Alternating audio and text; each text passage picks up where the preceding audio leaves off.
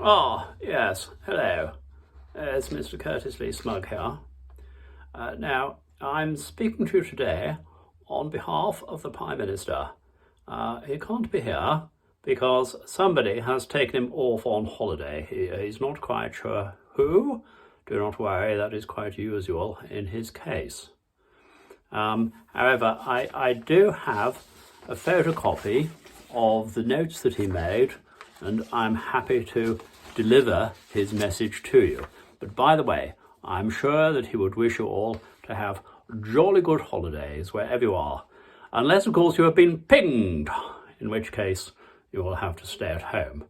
I understand there was some very good material on Netflix. Contagion, for example, very thought-provoking film. Anyway, here is a message from the Prime Minister, of the full United Constitutional Kingdom, ever democratic. Message begins. We've got the number of infections down, a number of initiatives behind this. Firstly, we've limited the number of test kits being sent out. Fewer tests means fewer reported cases, which is what we want. Secondly, we do want to be fair to people. So if you have already been infected, we don't count you again if you are infected a second time. This is only reasonable because there are some people who haven't had their turn first time round on the list. Levelling up, you see. Anyway, both of these initiatives will reduce the number of reported infections, which is, of course, what we all wish. In terms of modelling of the pandemic, we should not expect a single large geek, but rather a series of small pillocks. That might not quite be right. Sorry, the handwriting isn't quite clear here. What does it say? In terms of the modelling of the pandemic, we should not expect a single large peak, but rather a series of small hillocks. Okay. Oh, please turn over. Oh, seems they only photocopied one side. Never mind, I will extemporise for the rest of the Prime Minister's message. I'm sure that was most of it. Clearly, as we approach the sunlit uplands, or at any rate, the small sunlit pillocks. Oops! There I go again. You forget this word in your head.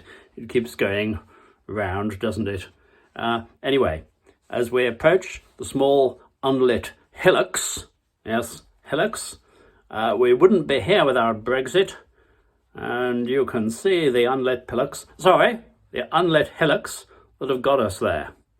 I think that summarises the situation.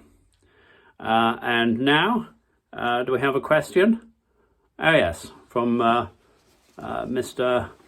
Die Not Yet, calling us from Wales.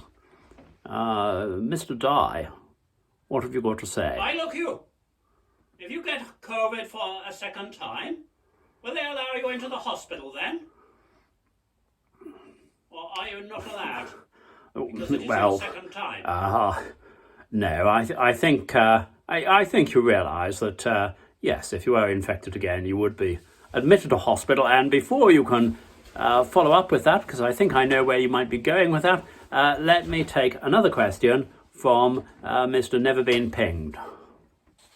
Why, I'm attempting to run a business here, but can you suggest what I can do, as half my staff have been pinged, and there's all sitting at home idle? What do all ye posh plonkers from London think about that? Yes, but the government has scarcely been idle. What with the fact that they have dealt with more bills in the last year than you would get through your letterbox in an average year. So we must finish there anyway, because I must get back to my constituents in North Nevershire and deal with whatever their dealings are, their concerns are, grass vergers, relocating stray dogs, etc. The work of a constituency MP.